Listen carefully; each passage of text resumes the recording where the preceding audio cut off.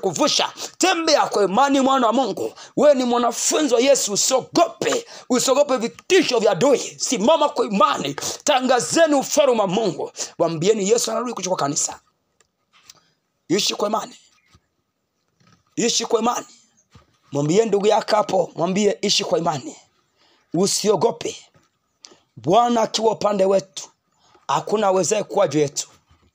Ikiwa tumeamua kuwa wanafunzi wa Yesu, lazima tuishi kwa imani. Mwanafunzi wa Yesu anaishi kwa imani. Bwana Yesu asifiwe sana.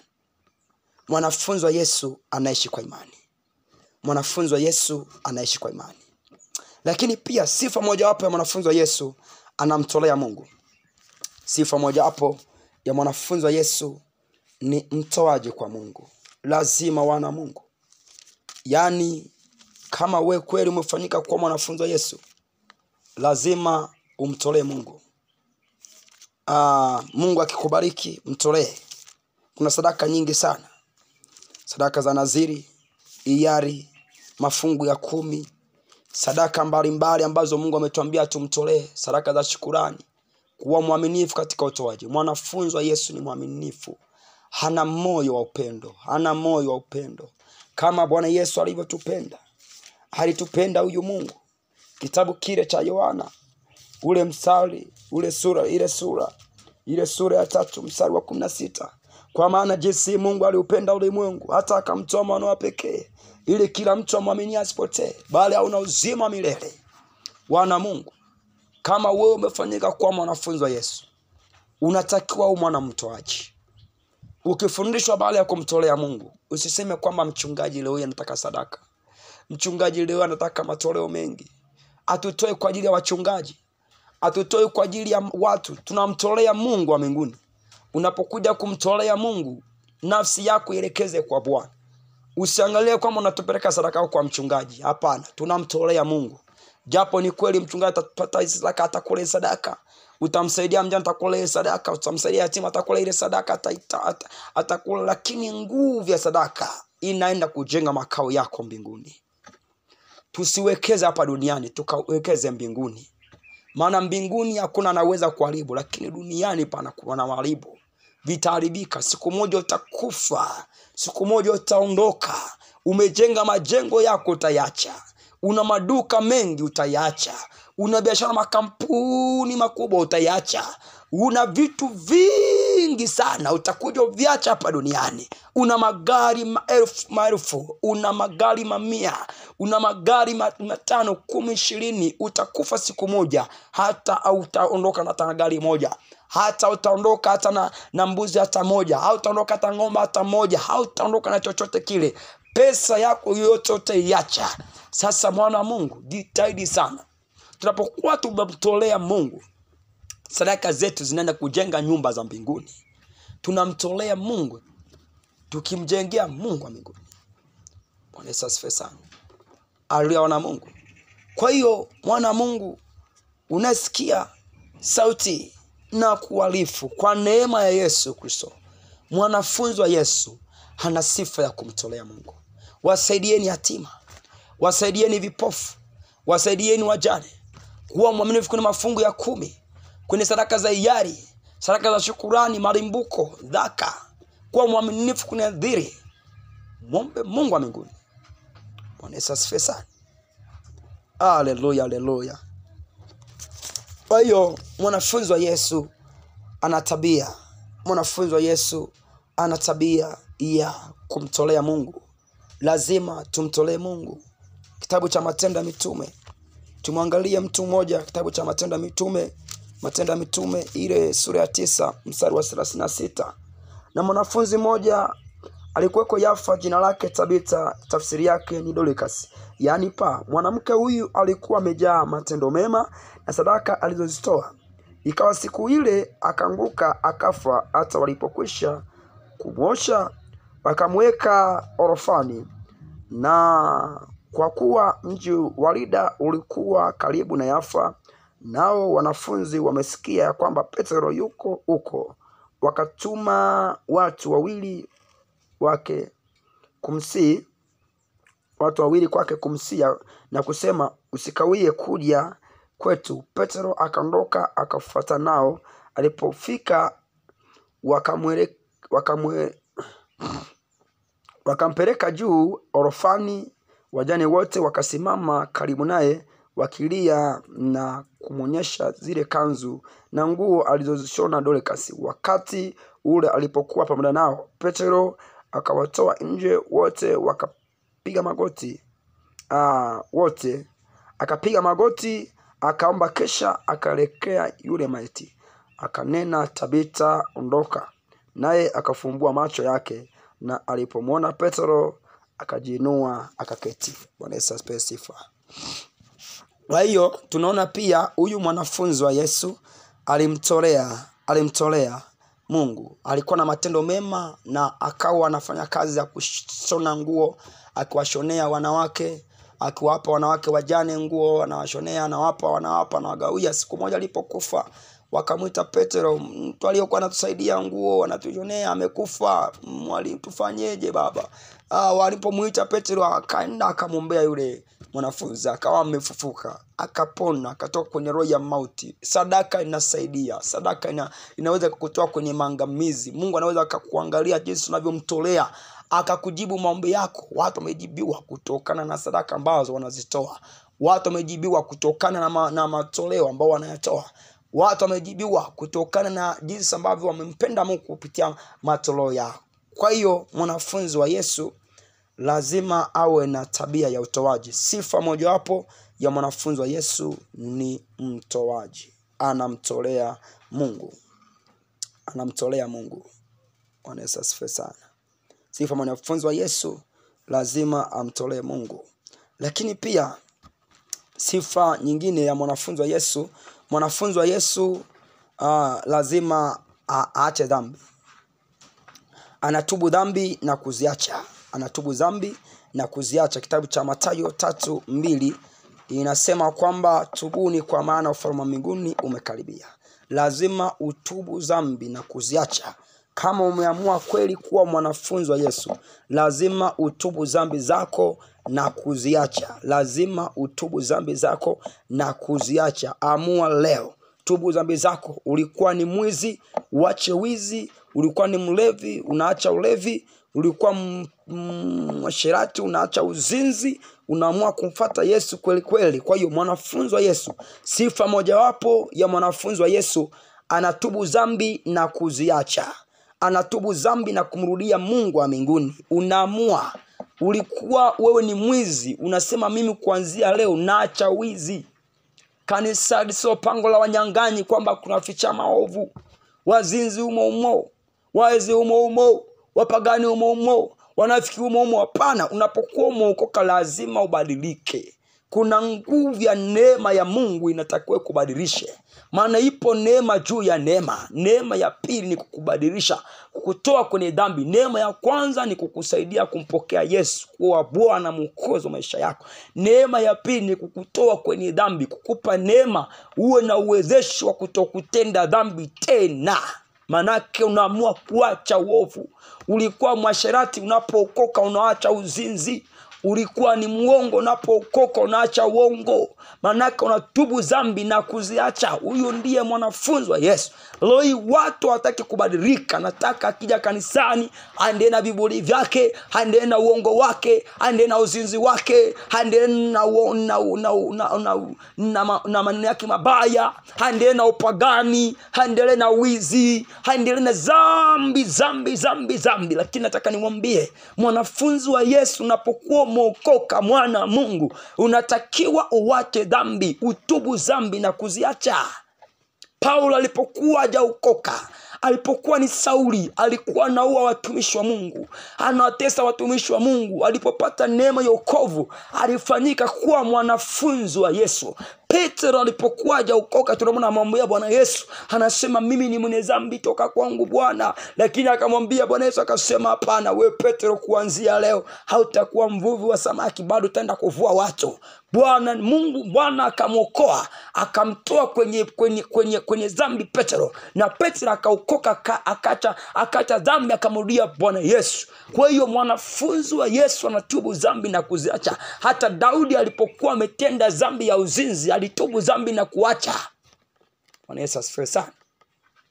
Unapoamua kuwa mwanafunzi wa Yesu, wewe unayenisikia hapo, umeamua kuokoka.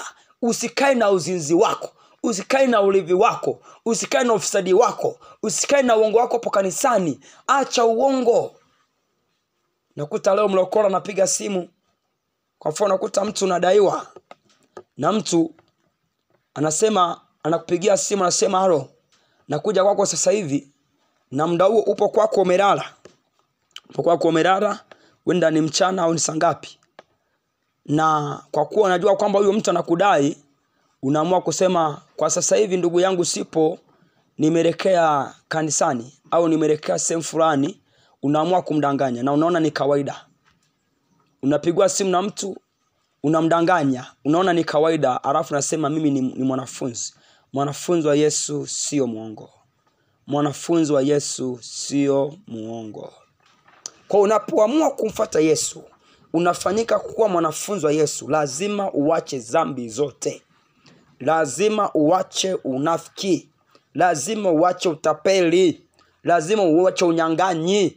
Lazima uache vimodo, visuruali vya kubana. Lazima uache mitindo ya kidunia. Kunywa viduku unaacha, unatubu dhambi. Leo hii unakuta mtu umo kanisani amenyoa kiduku, amenyoa ngazi mbili, ameweka marasta kanisani. Kanisa limfana kama unyang'anyi. Wanapiga muziki za kidunia. Mwanafunzi wa Yesu apigi muziki ya kidunia. Sasa unapiga muziki ya kidunia, wewe umeokoka. Umekosa tenzi za rohoni, umekosa tenzi za kwaya, umekosa maabudu, umekosa sifa, umekosa Biblia kusoma neno. Unaamua kuweka kwenye simu yako muziki ya kidunia. Umejaza muziki ya kimapenzi. Haitakusaidia, inaongeza uzinzi ndani mwako, na uzinzi.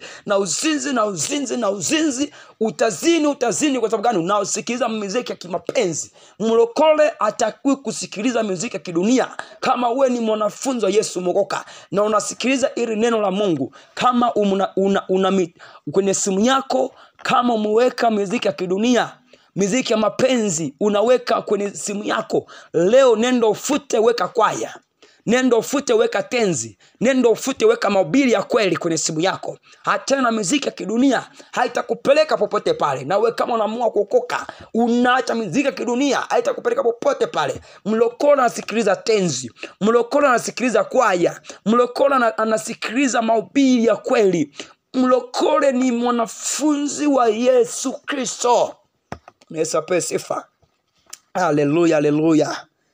Bwana Yesu apewe sifa. Namshukuru Mungu huyu ambaye anazidi kutusaidia kujifunza ya maneno ya Mungu. Na wewe popote pale ulipo unaponisikia sauti ya Mungu, ninaomba kila ambapo unakisikia nenda ukifanyia kazi. Utaona neema ya Mungu kusaidia juu ya maisha yako. Utaona msaada wa Mungu kusaidia juu ya maisha yako. Bwana Yesu asifiwe sana. Lakini pia mwanafunzi wa Yesu anajitenga na dunia na anaingia, haingii na kufanya. Mwanafunzi wa Yesu anajitenga na dunia na haigi na kufanya matendo ya dunia. Mwanafunzi wa Yesu anajitenga na dunia. Kitabu kile cha waraka wa kwanza wa Yohana, mwanafunzi wa Yesu anajitenga na dunia. Sema kwamba waraka wa kwanza wa Yohana sura ya 2 mstari wa 15, msipende dunia wala mambo yaliyomo katika dunia. Mtu akipenda dunia, kumpenda Baba hakumo ndani yake. Maana kila kilichomo duniani, yani tamaa ya mwili na tamaa ya macho na kiburi cha uzima, havitokani na Baba, bali vyatokana na dunia. Na dunia inapita pamoja na tamaa zake, bali yeye afanyaye mapenzi ya Mungu adumu hata milele. Mwanafunzi wa Yesu anajitenga na dunia. Dunia, tunaposema dunia imegawanyika kwenye vipengele viwili. Kuna dunia kama sayari ambayo inadhibika kwamba ni sayari ya 3, toka kwenye sayari ya kwanza ambayo ni sayari ya kwanza, ya pili, ya 3 ni dunia. Sasa sayari ya 3 ni dunia, inaitwa sayari. Lakini ndani ya dunia pia kuna kitu kingine kinaitwa dunia. Maana hicho kitu cha pili kinaitwa dunia, kinasemekana kwamba kinaitwa udunia. kuna dunia sayari, lakini kuna udunia ambao ni matendo. Biblia inasema kwamba tujitenge na dunia, kwamba aipendaye dunia kumpenda Baba hakumo ndani mwake. Maana anaupenda dunia, anaupenda udunia, anaoyafanya matendo ya udunia, asiyafanye matendo ya Mungu, asiyafanye matendo ya Baba, kumpenda Baba hakumo ndani mwake. Duniani kuna vitu vingi ambavyo ni chukizo mbele za Mungu, ambavyo unajikuta leo mpaka leo kanisa la Kristo limeangamia, linayafanya yale matendo ambavyo sisi ni wana wa Mungu. Lazima kuna tofauti, lazima wepo tofauti kati ya mtu aliyeokoka na mtu ambaye hajaokoka. Leo hii ukitembea unakuta mikutano huko nje inaendelea, watu wanacheza madisco kwenye mikutano ya Injili, wanaweka masteri ya ajabu, wanaimba kwaya za ajabu. Jamani wapendwa, dunia iko mwisho. Nakwambia hivi, kama umeamua kumfuata Yesu, wewe ni mwanafunzi wa Yesu, achana na udunia. Mwanafunzi wa Yesu anakuwa kinyume na udunia. Achana na udunia. Umeamua kumfuata Yesu, achana na udunia. Kama uweze kuacha udunia, na kuambia ukweli, hauwezi kaenda mbinguni. Achana na udunia. Dunia leo imeingia kanisani, achana na udunia. Dunia isiingie kanisani, tukeme hivyo vitu. Kama wewe ni mchungaji unasikia, keme hivyo vitu. Leo inakuta mlokole anavaa vimodo, madhabahuni anaimba kimodo, wanavaa vimini, wanakwaya, wako madhabahuni wanaimba. Wanamwimbia nani huyo? Wewe mchungaji ambao unahubiri hiyo Injili, unashindwa kwa kemea na kwa umevaa vimini madhabahuni. Wanashona mamishono ya ajabu, wamebana matako yao. Wanamwimbia nani wamebana matako yao hayo? Mungu analikemea kanisa leo. Anasema turudi kwenye mpango wa Mungu. Kama ni sale, washone sale ambazo zinamtukuza Mungu, sio kubana matako, sio kuvalia vimodo. Shangaa leo mtu anashona suruali nzuri, na chini ya suruali kabisa kule chini anaweka zipu za nguo, anaziweka kule zipu zile, anafunga kabisa zile suruali zipu zile. Sasa hiyo suruali unamvalia nani pale madhabahuni? Unavaa vimodo, alafu unasema mimi ni mwanafunzi wa Yesu. Mwanafunzi wa Yesu havai modo. Mwanafunzi wa Yesu havai viwigi. Mwanafunzi wa Yesu ajipodoi. Mwanafunzi wa Yesu havai vimini madhabahuni, havai vimini. Mwanafunzi wa Yesu yuko tofauti. Lazima tujitenge na mavazi ya kikaba. Mavazi ya kikaba tusiyaruhusu, wana wa Mungu. Tusiruhusu ingie kwenye maisha yetu. Tukatae mavazi ya kikaba, yasije katupeleka jehanamu ya moto. Nakuta leo mlokole anavaa vyovyote. Anavaa kausha, anatembea barabarani. Wewe ni mlokole. Unavaa wewe ni mwanaume. Alafu nasema mimi mwanafunzi wa Yesu, unatembea barabarani umevaa kabutura, nguo ya ndani, unavaa kabutura, nguo ya kuvalia ndani, kabutura. Mlokole anavaa kabutura, anatembea barabarani. Wewe sio mwanafunzi wa Yesu, bado hujaokoka. Okoka leo, acha kuvaa kabutura barabarani, vaa suruali, mwili wako uheshimu. Wewe sema kwamba mwili yetu ni hekalu la Roho Mtakatifu. Mtu akiharibu hekalu langu, nami nitamharibu mtu huyo. Unapovaa vyovyote manguo ya ajabu, yaacheni. Vaa kama mlokole. Bwana Yesu apewe sifa. Haleluya. Lazima tujitenge na dunia. Wewe ni mwokole, umeamua kwa kweli. Acha mambo ya dunia. Acha kuiga mambo ya dunia. Acha kuiga usera. Unapiga mlegezo, acha. Unanyua viduku, wewe ni mlokole, acha. Unanyua ngazi mbili, acha. Nyua nywele yako ilingane. Asifiwe sana. Acha kukata pembe za ndevu. Acha utapeli, acha uokovu wa kitapeli, acha. Mrudie Mungu wa mbinguni. Mrudie Yesu Kristo. Okoka kweli. Mwanafunzi wa Yesu. Asifiwe sana. Lazima tuwe tofauti na dunia. Lazima mlokole ajulikane. Kwanza kwenye mavazi hadi nje, ndani ya moyo wetu. Tutambulike kwamba sisi ni wanafunzi wa Yesu. Tutambulike sisi wanafunzi wa Yesu. Amua leo kugeuka kumfuata Yesu kweli. Leo hii unaita mwanafunzi wa Yesu, unachelewa ibada. Ibada inaanza saa 3, wewe unakuja saa 4. Mwanafunzi wa Yesu anawahi ibada. Mwanafunzi wa Yesu hawezi kumwabudu Mungu. Jumapili unakuta kanisa linasali risali moja, linaenda nyumbani kufanya kazi. Wewe jifikirie kwenye ufahamu wa akili kawaida kabisa. Wewe ni mlokole, unamwabudu Mungu risali moja Jumapili, risali moja. siku zote unafanya kazi zote, alafu kwa Mungu naabudu lisali moja. Hiyo nataka nikwambie sio ibada ya Mungu. Kama Jumapili imeoka, kama kweli ni ukumbusho wa kufufuka kwa Yesu, kwamba Yesu alifuka siku ya kwanza ya juma, lazima tuitendee kazi. Kama hiyo siku ni ya Bwana, lazima tuitendee kazi. Tunakumbuka kwamba Yesu alifufuka siku ya kwanza ya juma, ambayo ni siku ya Jumapili. Lazima tuitendee kazi. Kama ni ibada inaanza saa 3, warau wenda mpaka saa 7. Inaanza saa 2, warau nenda mpaka saa 7. Yani waabudu Mungu kwa muda mrefu. Mungu ashuki kwa risali moja. Mungu ashuki kwa dakika 5. Mungu anashuka kadiri ambavyo unatafuta uso wake. Unamwabudu Mungu kwa bidii, kukaa mbele za Mungu kwa muda mrefu, ndipo kunamshusha Mungu wa mbinguni. Kwa dakika 2 hauwezi kumuona Mungu anashuka kulihudumia kanisa.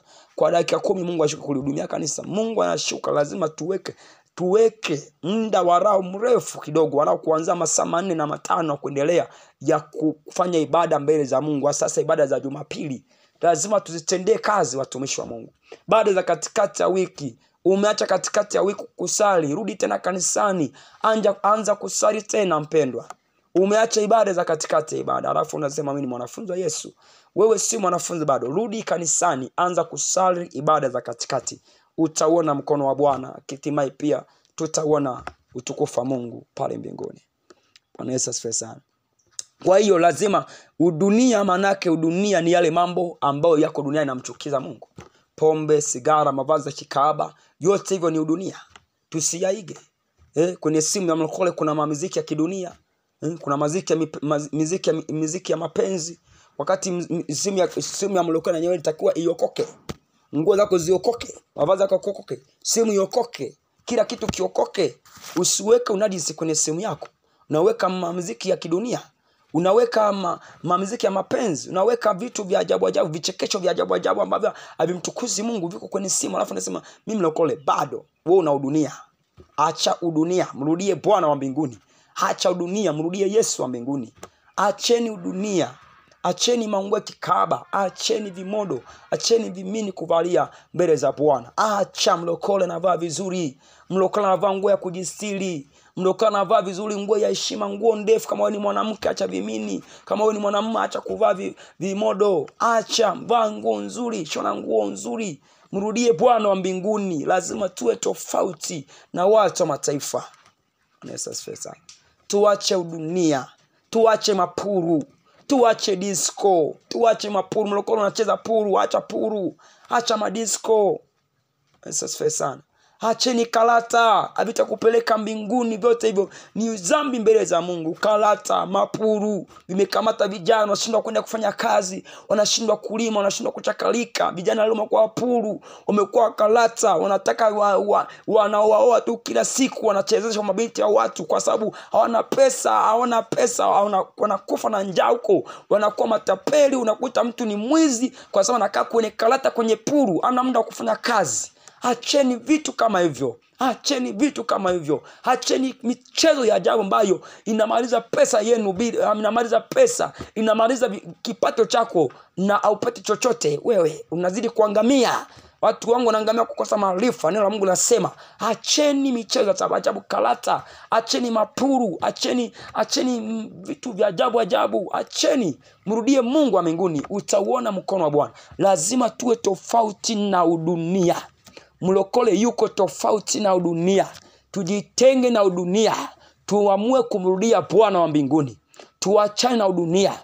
Acheni mamuvi ya ajabu, kuangalia mamuvi chekesho vya ajabu.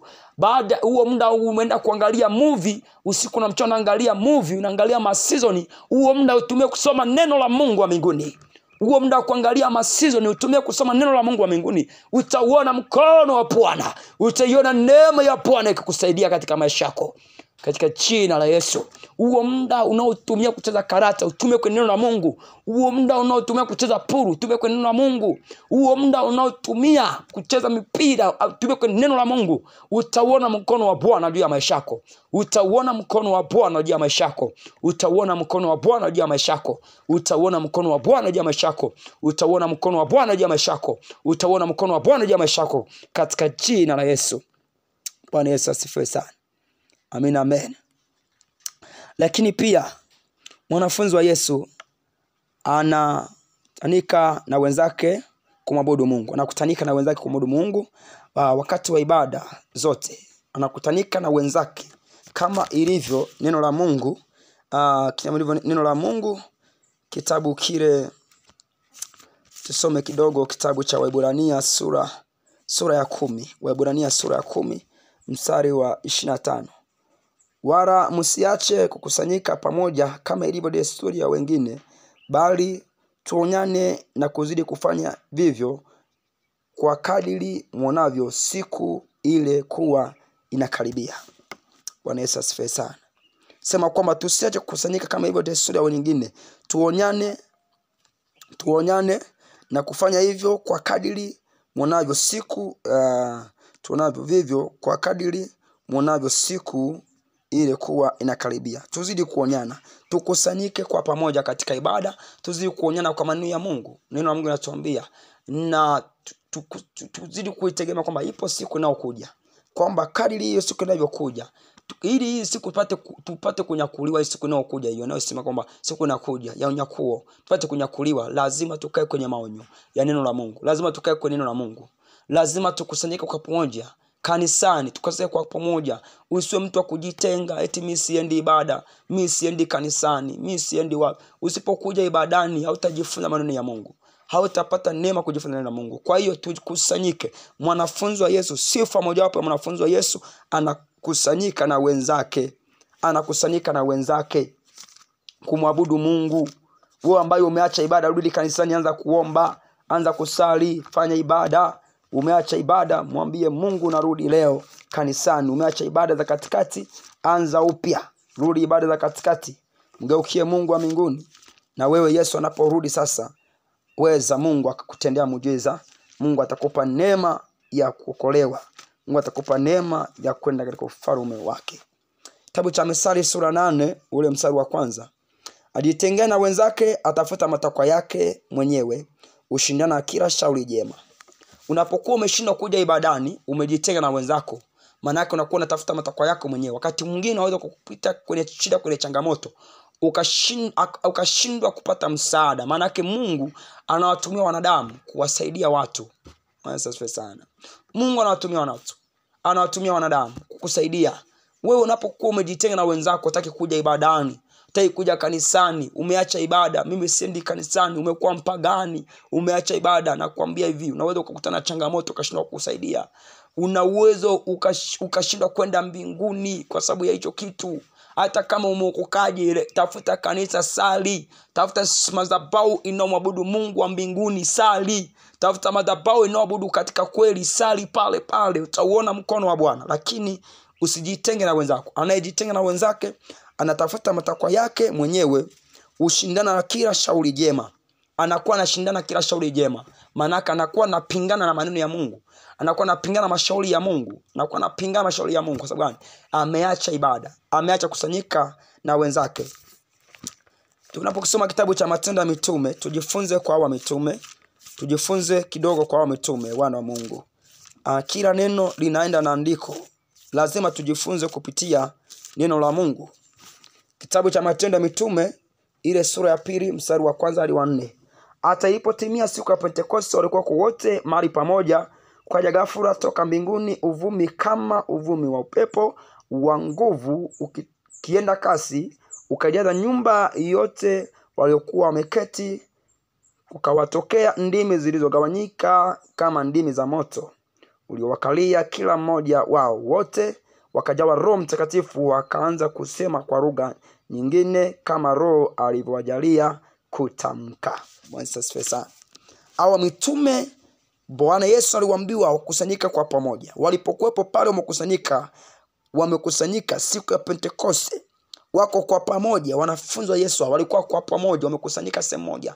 Wamekusanyika, walipokuwa pamoja, akaja ghafla kutoka juu mbinguni vumi kama uvumi wa pepo, nguvu ya kisulisuli, uwezo wa Roho Mtakatifu, nguvu ya Mungu ikashuka katikati yao. Baada ya kushuka, kila mtu akajawa Roho, akaanza kutamka kwa ndimi zilizogawanyika, kwa ndimi za moto. Nguvu ya Roho Mtakatifu, Mungu wetu ni moto ulao. Kukajawa Roho Mtakatifu, kila mtu akaanza kutamka kwa neno lake. lugha yake. Mwingine akaongea Kiswahili, mwingine akaongea Kifaransa, Kinyarwanda, wakaongea Kinigeria, wengine Kiingereza, wengine Kiarabu. Kila mtu akaongea cha kwake, kwa sababu ni nguvu ya Mungu inaposhuka, uwezo wa Mungu unaposhuka, Roho Mtakatifu akaja wenye nguvu ya kunena kwa lugha, wenye kalama ya unenaji ndani ya huduma, ndani ya kanisa. Wanaanza kusema kwa lugha mpya, wanaanza kutamka lugha za mbingu, wanaanza kutamka kwa roho, uwezo wa Roho Mtakatifu. Wanaona utukufu wa Bwana. Naanza kujifunza nini hapo? Kwamba tunapokuwa tumekusanyika kwa pamoja, tunatiana nguvu ya Mungu. Unaweza kuwa umerudi nyuma katika maombi, lakini bado unapokuja kanisani ukaomba na wenzako, unachukua nguvu ya maombi. Umeshindwa, umerudi nyuma, ulikuwa unasoma neno, sasa umerudi nyuma au usome neno tena. Unapokuja kanisani ukaungana na wenzako, unatoa nguvu ya kusonga mbele, unaanza kusoma neno la Mungu tena. Kwa tunapokuwa tumekusanyika wote kwa pamoja, tunatiana nguvu ya Mungu. Unakuta kitu ambacho wewe hauna, mwenzako anacho, anakuambukiza wewe, na huyu anamwambukiza huyu. Alikuwa ameshua nguvu ya maombi, anapoomba anamwambukiza mwingine. Alikuwa ameshua nguvu ya kusoma neno la Mungu, anaposikia neno la Mungu anamwambukiza mtu mwingine. Vivyo hivyo tunakuwa tunachana nguvu ya Mungu. Zaidi ya yote tunasema kwamba tuonyane. Tunapokutanika tunaonyana kupitia neno la Mungu. Bwana Yesu asifiwe sana. Kwa hiyo wana Mungu, tunayo kazi kwamba lazima umefanyika kuwa mwanafunzi wa Yesu. Mwanafunzi wa Yesu unatakiwa usali ibada, uje kanisani. Huyo ndiye mwanafunzi wa Yesu Kristo. Asante sana. Kwa hiyo unataka kuwa hivi, unataka kuwa mwanafunzi wa Yesu.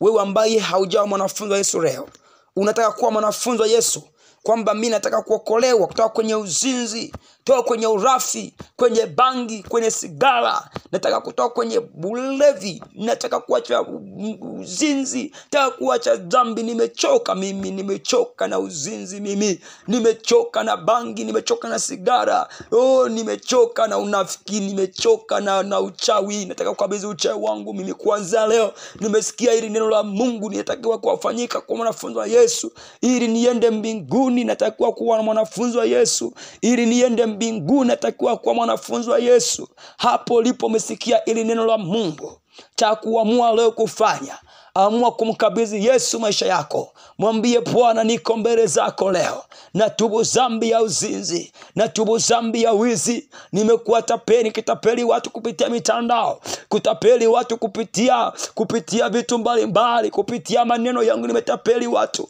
Leo Bwana tubu, namrudia Bwana wa mbinguni. Amua leo cha kufanya, amua leo mwana wa Mungu unanisikia sasa. Amua kutubu dhambi zako zote. Amua kumrudia Bwana Yesu. Na Bwana Yesu yuko tayari kusamehe. Yeye ni mwingi wa rehema, hana ghairi mabaya, si mwepesi wa hasira. Yeye ni mwingi wa rehema. Anasema katika Isaya ya kwamba dhambi zako japokuwa nyekundu, takuwa nyeupe kama seruji, japokuwa nyekundu kama bendera, takuwa nyeupe kama sufu. Jalishi umeitwa mzinzi, umeitwa mrevi, umeitwa mnafiki, umeitwa mchawi, umeitwa majina yote mabaya, umekuwa kaba ukijiuza uko mjini Dar es Salaam, umekuwa kaba ukijiuza, umesaliti ndoa yako. Hebu amua leo, mwambie Bwana, nimesikia neno lako, nahitaji kurudi kwako Bwana. Leo ni kuamua kumrudia Bwana wa mbinguni. Amua leo, dada yangu unanisikia, ulikuwa ni mzinzi, acha uzinzi wako. Ulikuwa unajiuza, umeacha ndoa yako, arudi kwenye ndoa yako. Acha kujiuza kwenye baa, acha kujiuza kwenye uzinzi, acha kujiuza kwenye genge za wazinzi, acha kujiuza huko. Unaponisikia ndugu yangu, kaka yangu, umemwacha Yesu, umeanza kutapeli watu kwa njia mitandao, acha hiyo dhambi. Utaenda jehanamu, mrudie huyu Mungu wa mbinguni, naye yuko tayari kusamehe dhambi zako. Yuko tayari kusamehe dhambi zako. Iko faida kuwa mwanafunzi wa Yesu. Faida moja hapo kuwa mwanafunzi wa Yesu. Faida kuu tunayotaka sisi, tunaweza kufanya kuokota vyote. Maisha yetu yanaweza yasipate yakawa ya kawaida. Wakati mwingine tunaweza tukafuata tujanunua magari, tunaweza tukafuata hatujaona maisha mazuri yale ya kifahari. Ndio maisha ya kifahari atupeleki mbinguni. Tunaweza tukafa tuna nguo mbili, ndio manguo mengi atupeleki mbinguni. Lakini iko faida moja tu, iko faida kuu moja kuliko zote, na hiyo faida ni kulisi ufalme wa mbinguni. Faida ya kuitwa mwanafunzi wa Yesu. Atakayeenda mbinguni ni yule mwanafunzi wa Yesu. Atakayeenda mbinguni ni yule aliyeamua kujikabidhi kwa Bwana, ni yule aliyeamua kuwa mwanafunzi wa Yesu, aliyeamua kuacha dhambi, aliyeamua kujitenga na dunia. Ndiye atakayenyakuliwa siku ya unyakuo itakapokuwa imefika, ndiye atakayenyakuliwa. Iko faida tu moja kubwa kuliko zote, kuona ufalme wa mbinguni.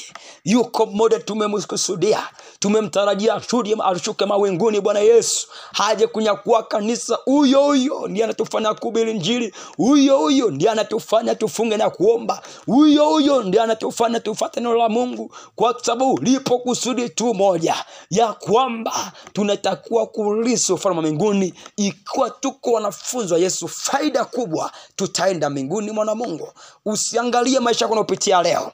Ajalishi na ubiri Injili watu wanakutukana, unafezeshwa. Ajalishi umeokoka, watu wanakuita wewe ni mweo. Ajalishi umeamua kumfuata Yesu, watu wamekutenga, familia imekutenga. Ulikuwa wewe na dini kubwa, imekutenga. Ulikuwa mtu mkubwa, umetengwa na watu, umetengwa na ukoo, umetengwa na majirani zako, umetengwa na ndugu zako. Yuko rafiki yako moja tu, Yesu Kristo, naye atakuja siku moja kunyakuambi, atakunyakua siku ya nyakuo. Ipo siku moja Bwana atakupeleka, ipo siku moja Bwana atakupeleka, ipo siku moja utaulisi ufalme wa mbinguni. Iko faida kuitwa mwanafunzi wa Yesu, na hiyo faida moja kuu kuliko zote ni faida ya kuona ufalme wa mbinguni, ni faida ya kunyakuliwa, ni faida ya kunyakuliwa. Ni faida ya kunyakuliwa. Sikia mwana wa Mungu, nikwambie, hapo lipo na nisikia. Sikia nikwambie, iko faida moja, na hiyo faida ni faida tu ya kunyakuliwa. Unaweza kukosa vingine vyote vya dunia hii, lakini ukapata unyakuo. Iko faida moja kunyakuliwa. Iko faida moja kunyakuliwa. Iko faida moja ya kunyakuliwa. Bwana Yesu asifiwe sana. Kitabu kile cha Mathayo sura 9 ule mstari wa 27 na 29, Biblia inasema hivi: ndipo Petro akajibu akamwambia, tazama sisi tumeacha vyote tukakufuata, tutapata nini basi? Yesu akamwambia, amini nakwambia ya kwamba ninyi mlionifuata mimi, katika ulimwengu mpya atakapoketi mwana wa Adamu katika kiti cha utukufu wake, ninyi nani mtaketi katika viti 12, mkiwahukumu makabila 12 wa Israeli. Na kila mtu aliacha nyumba au ndugu wa kiume au wa kike au baba na mama au watoto au mashamba kwa ajili ya jina langu, atapokea mara 100 na kurisi uzima wa milele. Bwana Yesu apewe sifa. Hiko tu sifa moja kuu, kurisi uzima wa milele. Atakapoketi mwana wa Adamu, na sisi tutaketi pale tukihukuma kabila 12. Tutaulisi ufalme wa mbinguni, tutauzima milele kwenda mbinguni. Ndio uzima milele. Kuna kwenda jana, mauti ya milele. Kuna uzima milele kwenda mbinguni. Mwanafunzi wa Yesu, una sifa ya kulisi uzima milele. Una sifa kulisi uzima milele. Ili upate kulisi uzima milele, fuata hizi sifa leo ambazo umejifunza, zigange moyo wako, zikuponye katika jina la Yesu. Umekata tamaa kwenye wokovu, rudi tena kwa Bwana Yesu katika jina la Yesu Kristo. Bwana, nyosha mkono wako juu. Wewe ambaye unataka kuokoka leo, nasema leo naacha dhambi, naacha uovu, nyosha mkono wako juu nikuombee. Sema, Bwana Yesu, nakuja mbele zako, mimi mwenye dhambi, naomba unisamehe dhambi zangu zote nilizozifanya. Bwana Yesu, naomba unifute kwenye kitabu cha hukumu, niandike upya kwenye kitabu cha uzima. Tangu sasa Bwana, Mungu wa Israeli, uwe Bwana wangu, unipiganie, nipe neema uwezesho nikafanyike kuwa mwanafunzi wako. Kuanzia leo ni kweli Bwana, nimerudi nyuma, nimekata tamaa kwenye wokovu. Sasa Bwana, kuanzia leo ninaanza upya Bwana, kwa damu ya Yesu, kwa jina la Yesu naanza upya Bwana, nasonga mbele na kuwa mwaminifu kwenye ibada, mwaminifu utoaji, na kuwa mwaminifu kwenye kufunga na kuomba Bwana. Narudi kwako Bwana, ni kweli nimetafuna uzinzi, leo naacha uzinzi Bwana, kwa damu ya Yesu Kristo. Hebu nyosha mikono yako juu nikuombe neema ya Bwana. Baba, katika jina la Yesu Kristo, asante Bwana kwa ajili ya wanao wote ambao Bwana wameungana nasi katika siku leo njema, ili Mungu adhili Baba kusikia maneno yako haya, katika jina la Yesu Kristo. Bwana mwenye nguvu na uwezo na ushindi, pigania Bwana watoto wako, wawejeshe Bwana kwa neema yako, na uombea neema Bwana ya kufanyika kwa wanafunzi wa Yesu. Yule Bwana amerudi nyuma, kijana amekata tamaa, binti amerudi nyuma, mama amerudi nyuma, baba amerudi nyuma, kwa damu ya Yesu ninaomba neema ya Bwana kusaidie ukafanyika kwa wanafunzi wa Yesu, katika jina la Yesu. Mwana Mungu aliye hai, Mungu wa Israeli, kanisa la Pentekoste, ninaomba neema Bwana, watoto wako Bwana wafanyike kwa wanafunzi wako, katika damu ya mwana kondoo. Wape neema Yesu, watetei katika damu ya Yesu. Amerudi nyuma yule baba, mpe neema arudi tena kwako, kwa jina la Yesu. Na kataro za pagani, roho kipepo, kila nguvu za kuzimu zote ambazo zilimfunga, ili Bwana asifanyike kwa wanafunzi wako, kuanzia leo zikamwachilie. Roho za kuzimu zote ambazo zimemfunga zikamwachilie kwa damu Yesu. Na kataa vifungo vya shetani vyote. Achia maisha mama huyo, achia binti yule, kijana yule, cha mtoto huyo, kwa jina la Yesu Kristo. Bwana wape nguvu, ongeze imani. Wenye magonjwa Bwana waponye kwa damu ya Yesu. Kifua chako kikapone, ukafungue macho yako kaone tena kwa jina la Yesu. Miguu yako itembee, utasa uondoke juu yako kwa damu ya mwana kondoo. Natamka uzima juu yako, natamka neema ya Mungu juu yako katika jina la Yesu. Bwana Yesu akusaidie kwa jina la Yesu, kwa damu ya Yesu, kwa damu ya Yesu. Na kutamkia uzima, na kutamkia nguvu, tamkia utakatifu, na kutamkia neema ya kufanyika kuwa mwanafunzi wa Yesu. Kuanzia leo ubadilike, uwe mwanafunzi wa Yesu kwa damu ya Yesu. Bwana akutenge na dunia, Bwana Yesu akutenge na dunia, akutenge na utapeli, akutenge na uzinzi kwa damu ya Yesu. Hiyo roho ya wizi na ikataa ndani mwako kwa damu ya Yesu, kwa jina la Yesu. Nguvu za kuzimu zote ambazo zimekufunga na kataa, na funja rana za kipepo na uchawi, na funja juu yako. Maana imeandikwa, mtini Mungu, pinga shetani atawakimbia kwa damu ya Yesu. Shetani kuamuru, achia wana Mungu, achia taifa, achia nchi mbalimbali, achia mikoa mbalimbali kwa damu ya Yesu. Achia Kagera, achia mataifa mbalimbali, achia Tanzania, achia Uganda, Kenya. Naombea neema ya Bwana kwa jina la Yesu. Nguvu ya Bwana wasaidie katika jina la Yesu. Mwana Mungu aliye hai, kwa damu ya Yesu tamka uzima Bwana juu ya watoto wako wote. Bwana sikia sauti hii, Bwana waponye, watoe kwenye uzinzi, kwenye urafi, kwenye ufisadi kwa damu ya Yesu. Wanabaki kwenye mitandao, Bwana waponye kwa damu ya Yesu. Mwana Mungu aliye hai, katika jina la Yesu. Mwana Mungu aliye hai, katika jina la Yesu. Neema ya Bwana wasaidie, neema ya Bwana watetee katika jina la Yesu. Baba, asante kwa neema yako. Natamka nguvu ya wokovu, kanisa likarudi kwenye uwepo wake, likarudi kwenye Pentekoste katika jina la Yesu. Misingi ya kiroho, misingi ya Pentekoste, Bwana ikarudi kwa jina la Yesu. Mwana Mungu aliye hai, hiyo misingi ya kiroho ikarudi ndani mwetu katika jina la Yesu. Waliacha misingi yako Bwana, wakarudi kwenye misingi yako Bwana kwa jina la Yesu. Mwana Mungu, misingi ya utakatifu Baba ikarudi kwa damu ya Yesu Kristo. Mwana Mungu aliye hai, waache kuvaa mavazi ya kikaba, waache kuvaa mavazi ya kikaba kwenye makanisa kwa damu ya Yesu Kristo. Napiga hiyo roho ikaondoke katika jina la Yesu. Roho ya dunia ndani ya makanisa na ikataa kwa damu ya mwana kondoo katika jina la Yesu. Mungu nasema, haipendaye dunia kumpenda Baba kumondani mwake katika jina la Yesu. Mfalme amani Bwana, ninaomba tutenge mbali na dunia katika jina la Yesu. Tuweke mbali na dunia Bwana, ulimwengu kwa jina la Yesu. Asante Bwana kwa neema wokovu juu ya mama yule, mtoto yule, kijana yule. Asante juu ya wokovu juu ya mtoto yule. Najua kuanzia leo sasa umebadilika, umefanyika kuwa mwanafunzi wa Yesu. Dunia umondoka juu yako katika jina la Yesu. Umekuwa mwanafunzi wa leo kuanzia leo. Bwana Yesu amekubadilisha katika jina la Yesu. Asante Bwana kwa kuwa unaweza. Asante Yesu kwa kuwa unatenda katika jina la Yesu Kristo, mwana Mungu aliye hai, mfalme wa wafalme, uketie pa juu sana. Amen. Mungu wa mbinguni akubariki sana. Mungu wa mbinguni azidi kukutunza. Bwana akutetee. Kwa majina yangu naitwa mchungaji Eric Respikius. Mungu wa mbinguni akubariki. Fanyika kuwa mwanafunzi wa leo. Mwanafunzi leo, fanyika kuwa mwanafunzi wa Yesu. Leo fanyika kuwa mwanafunzi wa Yesu.